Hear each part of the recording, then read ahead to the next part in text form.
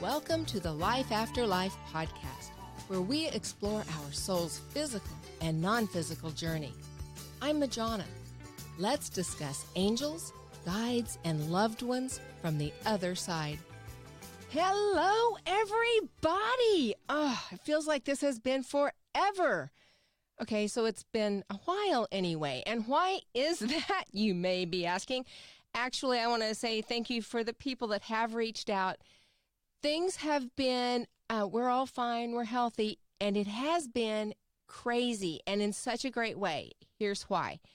Thomas and I have really been working seriously 12, 14-hour days since I don't know when that started. And business has ramped up. As you may know, I had been a classroom teacher and resigned from that position over the summer when it was time for me to make a commitment. And there was a lot of guidance that went into that. And I was feeling very guided to step into this full time. And Thomas and I checked intuition. We checked with all of our tools and resoundingly got a yes, do it. So took a step out there and did it. And honestly, it's not been any apprehension. I haven't had any oh crap moments. And it's been a lot of work. And I'm so grateful that Thomas has found he's brought in some new ways of earning revenue while I'm trying to get up to speed. Part of that means we've been vying for time on this recording machine. We have the microphones, but the space to record was a real issue. And as he's been being busier, I honestly just haven't been able to get in to make any podcast recordings. That is the delay here. And we came up with a solution that we're so excited about. We would absolutely love and appreciate your support on this. Here's the deal. We found an audio booth that allows us both to record and do all of our stuff. It gives us the space to do what we need to do. So Thomas set up a GoFundMe. If you are gaining value and you would like to donate to this, that would be amazing. You know, I'm thinking it could be called the Keep Majana Out of the Classroom Fund Me as well, because I sure don't want to have to go get another job. Anyway, if you do feel led at all, we would be so grateful. It's on GoFundMe.com. It's just under Thomas and Majana. I think he put a picture of a sound booth on there, and we're just really excited about it. He's able to do what he needs to do, and now look, I'm back on. Woohoo! So thank you for your patience and your support, and I'm grateful to say this time it wasn't any issue other than supply and demand, so that's a good thing, right? All right, on with business here. This topic, oh my gosh, I love this. So my friend Rick and I had this conversation, and I thought, wow, what a great question. Let's make it a podcast. His question was, all right, I appreciate my soul guides, and can I not just talk to my soul, or can you talk to my soul? What does that even mean and look like? Yeah, love that. So I'm going to just kind of tell you, this is Majana-ism here, okay? All right? Again, like everything, here's my disclaimer. I am no guru. I am not brilliant. I am just on a soul's journey like you are. And I'm happy to share my experiences and conclusions that I've drawn over the years based on those experiences. So today, what I'm going to talk about here is a combination of my experiences and then also my lifetime of reading, trying to get questions answered. What makes sense to me with quantum physics and Newtonian physics, Earth, life, and spirituality, just world religions. Trying to piece it all together in a way that makes sense to me. Because as much as I value a variety of religions, in my opinion, the bottom line is they're still religions. The universe is bigger than that. I don't believe there are rules, quite honestly. I think it's pretty much anything goes. If you can imagine it, what do you think the universe can do that's so much more vast? My minor is science, physical science. So I'm kind of left brain, and I like logic, and I like things to work and fit. So I've, over the years, kind of put together sort of this hierarchy, I think. with a lot of wiggle room in there. But this is kind of the way I see it. So when I'm talking about angels and guides and higher self and the universe and God and, okay, what does it all mean? How is it all put together? This is my visual of this. And maybe this will help some of you. I hope it resonates with some. And I'm not saying it's right. Like I said, this is Majana-ism, my conclusions. I believe that no matter what you call God, Allah, Great Spirit, Divine Spirit, Infinite Intelligence, the universe, no matter what you call it, whatever your word is, it's all the same thing, in my opinion, okay? It's infinite love and infinite intelligence. A lot of times, my word is universe, universal love, divine intelligence, or Yahweh. All right, let's do this. Put me on pause and grab a pen and paper, and I'm going to have you draw something out that I think will make this easier. If this was video, I would make a video of this to show you. But it's not. So I think the easiest way to do this is, first, I'm just going to ask you to draw things and label them, and then I'll go back and explain them, okay? So sort of at the top of your page, draw a circle and label it, well, make it easy. God, infinite intelligence, whatever your word for it is. But that's the circle at the top of your page. From that circle, draw a line to the middle of your page or down a little bit and draw another circle. Inside that circle, write an HS. In another direction, off of the universal love circle, draw another line and another circle and label that one HS also. You're going to do the same thing one more time. Somewhere off of the God circle, draw a line, end it with a circle, and write HS inside that circle. Okay, now pick one of those HS circles. Draw three smaller lines off of the HS circle with littler circles at the end of each one of those lines. Put a letter P inside each one of those circles. Do that for all three of the HS circles. I think there's one more thing that we ought to add into this. Go back and let's label the first HS circle as A, the second one is B, the third HS circle is C. That'll make this, I think, maybe a little easier. All right, here comes the explanation for this madness. All right, so we're all familiar with God, right? We know what the God circle is. Infinite intelligence, all that is. So let's just say that God was bored or whatever and wanted to experience or have different experiences in every possibility, if that's possible, because that may just be infinite. There's an infinite way of experiencing an infinite number of experiences and emotions. So in order to do that in infinite intelligence, God, or all that is, sort of fractured off and said, I want to experience this as different selves.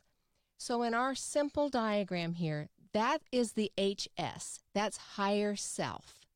So we have, in this diagram, three higher selves, A, B, and C, right? Let's say that you are higher self A. That is what I call higher self. I've heard it referred to as, over self, infinite self. It's your overall spirit is that higher self.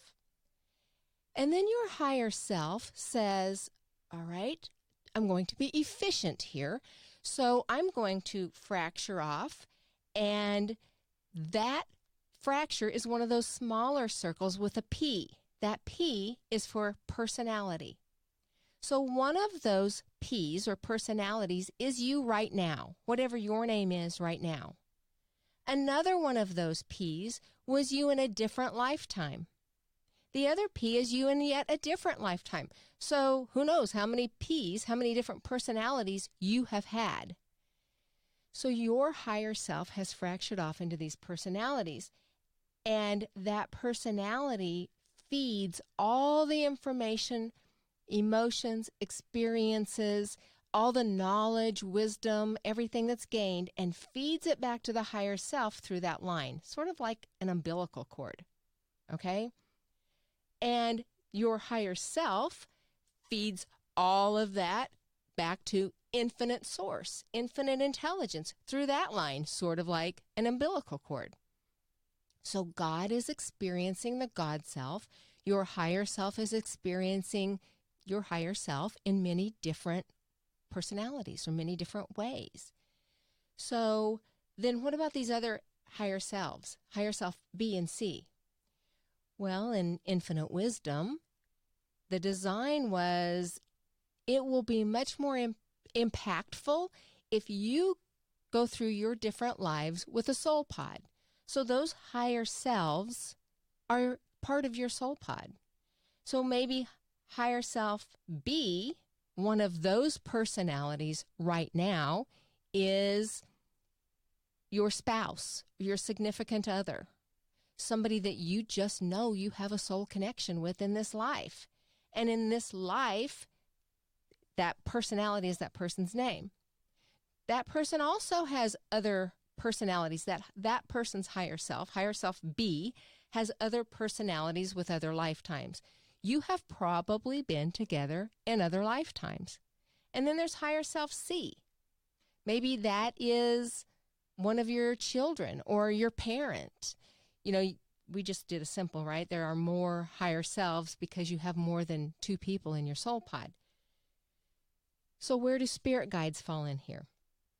One of these higher selves would be one of your spirit guides. Now, if you want to draw another higher self circle, that's fine, or it might be higher self B or C. But in this lifetime, that higher self, who is still part of your soul pod, chose to not incarnate, but to act as your soul or your spirit guide. Still in your soul pod, still somebody that you love dearly, and they're acting as your spirit guide. So when we look at this vibrationally, each of these personalities are at a lower vibration than your higher self. Your higher self is at a lower vibration than God or all that is. And we're trying to increase our vibration, increase our level of energy through our incarnations and our experiences.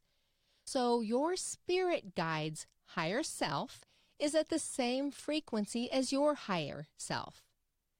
It's just that right now, that spirit guide chose not to have a personality.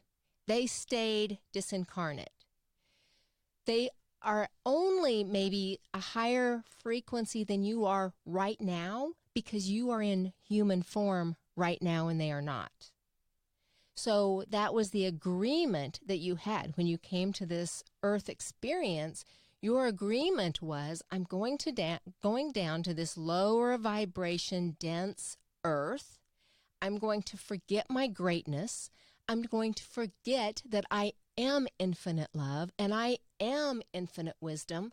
And I'm going to go to this other side of the veil and have a lot of hard lessons and get to experience joy and love and all of these equally wonderful experiences from a different angle. So again, the law of polarity, I have to experience the really low lows to experience the high highs. I have to understand what darkness is to understand what light is.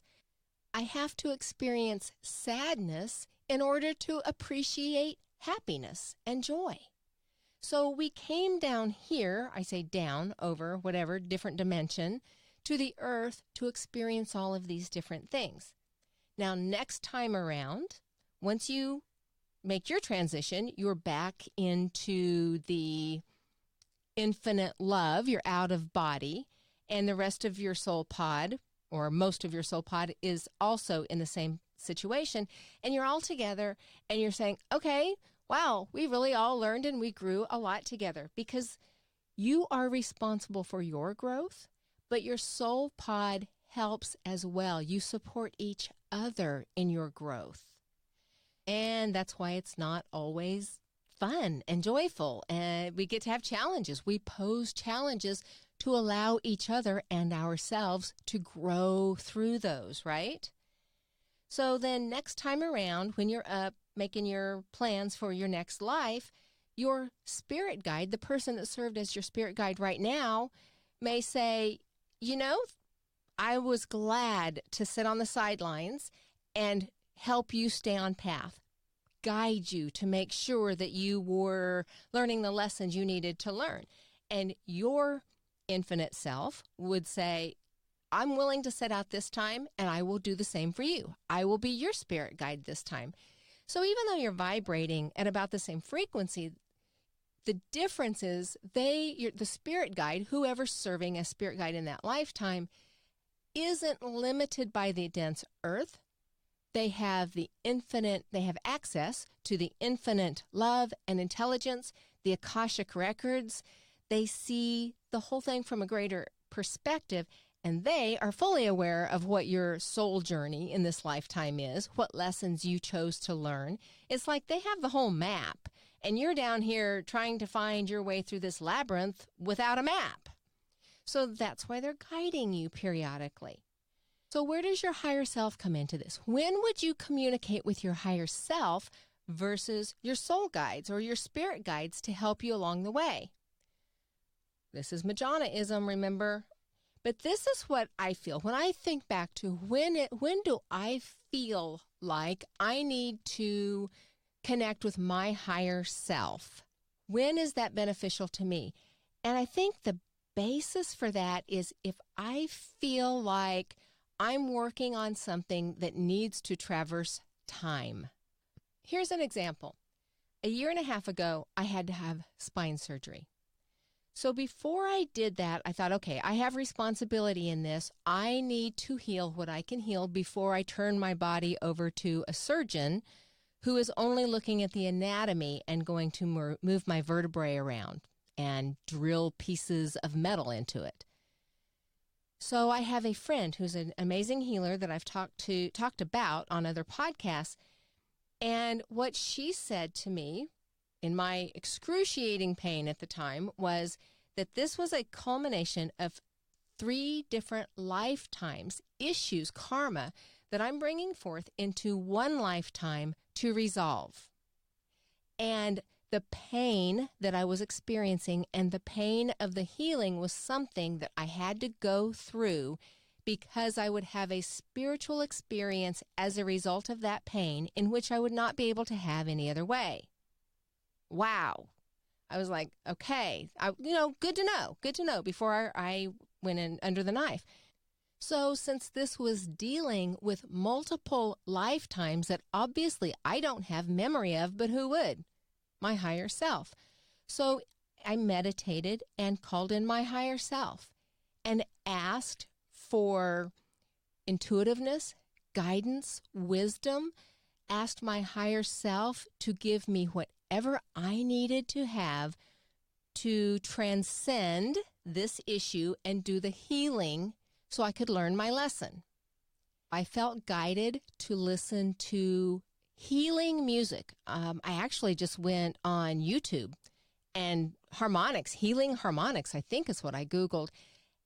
For multiple nights, maybe the 2 weeks between that time and my surgery, every night I would fall asleep meditating and listening to these healing harmonics.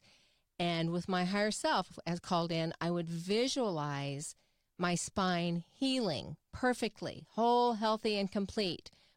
My complete physicality back, my limberness, and really opening my heart and trying to open my chakras and my mind to the unknown in whatever that would take to help me with this healing, to help me on my journey and to become the person I was yet to become.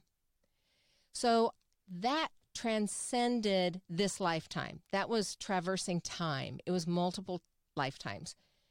Another time that I would suggest calling in your higher self is if you're healing either something physical that there's really not a reason in this lifetime that you would have either a physical pain, it could be emotional, if it could be a phobia, it could be just some irrational fear that in this lifetime, there is no reason that you would have that fear. I think that's really common. People have this stuff. Whether you have a memory of it or not, I mean, I have a very, very distinct memory of myself drowning in a previous lifetime in the ocean. I was on a ship, not the Titanic, but I was on a ship, and I'm aware that I was treading water in the ocean as long as I could, waiting for help and getting so exhausted I just gave up. And I can see and feel myself give up and just sink and just drift down. Very vivid. So I have not taken a cruise in this lifetime because of that. That's an irrational fear. And sometimes I think, okay, I need to deal with this and get on a ship and go do this. And then I'm like, yeah, no, I don't. It's okay. I'm living without it. So maybe I will sometime. But that would be, I think, a time to call in my higher self, because that's dealing with another lifetime. If I didn't have that memory, but I had a real phobia, I think having that memory helps me understand why I literally have a hard time breathing when I think about getting on a ship and being stuck in the middle of the ocean. But if I did not have that memory and I just had the phobia, I would be like, okay, I really need to call in my higher self and figure this out. Or do like past life regression or something, which is accessing your higher self because it's going through another lifetime. Well, this was a heady podcast. Got your brain working here, right? Got my brain working too, thinking about all of this stuff. And this is one of the reasons I love it. And I'm so passionate because we can think and think and think until, we're blue in the face. I don't know, whatever. And I've been there, trying to figure it all out, and came to the conclusion the universe is bigger than this. I cannot, nor am I supposed to in this lifetime, get it all figured out. And that left brain of mine still goes, okay, let's kind of at least try to get a hierarchy, try to figure it out. Oh, the other thing I didn't talk about were angels. Where do angels fit into this? Kind of on the next page, sort of, I guess. Angels are not now, nor would they ever be human. They are a separate breed, or a separate phylum, a separate entity, however you choose to look at it. And their role is messenger. Like in the Bible, they are called the messengers of God. So they are messengers. They are also protectors. We have archangels, and then we have other angels below that. We have guardian angels. So they have multiple roles, and their job for all of time is whatever their assigned job is. And quite honestly, I don't know if they have ranks, as in, one of them has maybe is a messenger and then becomes a guardian. I mean, I think there's some cute shows about that where they start out as little kid angels and they grow up. But I don't know. And that's one of those things like, does that matter on my daily life? No. What I do know is that angels are fun and loving and supportive. They are always there. They always have our backs, and they do their jobs incredibly well. And I'm okay with leaving it at that. Well, thank you so much. I'm glad to be back on the air. Love to hear from you. Majona at lifeafterliferadio.com is my email. If you have an opportunity to check out our website, that is one of the ways I've been spending my time lately, it's soulfoodtalks.com. SOUL, foodtalks.com. We are very excited about that. It's still a work in progress. We'll be adding things, but we have a lot of information and a lot of stuff on there. I would love to hear your feedback about that as well. I look forward to being back soon. And until then, namaste.